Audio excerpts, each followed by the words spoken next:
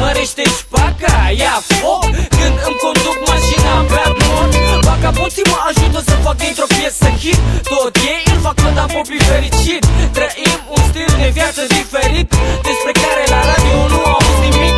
Asta-i viață bună, așa cum înțelegem noi, chiar dacă interzis nu dăm înapoi. Care industrie muzicală, ăsta e butic. Toți vor să ciupească cât un pic, să ducă o viață bună, să fie în top, să aibă frigiderul plin, să nu mai stea la bloc. Noi ne facem treaba pe scenă și în afară, ne vezi și la Atomic și la urmărire generală.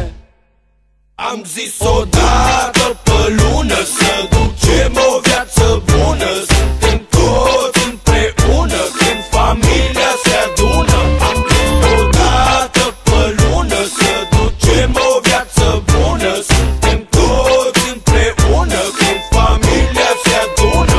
Am zis că ai în dreapta mea atunci când honorezi prin cartier. Stilul ăsta de viață nu o să mai vezi nicăieri. Droguri tare găsești peste tot în jur.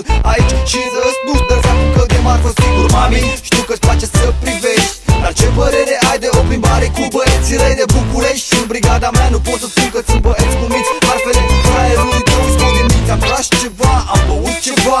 Ce pula mea critică fraierii ca tine. Viața mea e viață bună, așa cum știm noi că trebuie să fie. Nu cum spun alții că ar fi bine să fie. Ce am face noi fără muzica asta?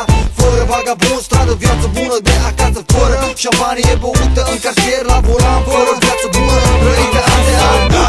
odată pe lună să ducem o viață bună. Suntem toți împreună când familia se adună. Am zis odată pe lună să ducem o viață bună. Suntem toți împreună când familia se adună.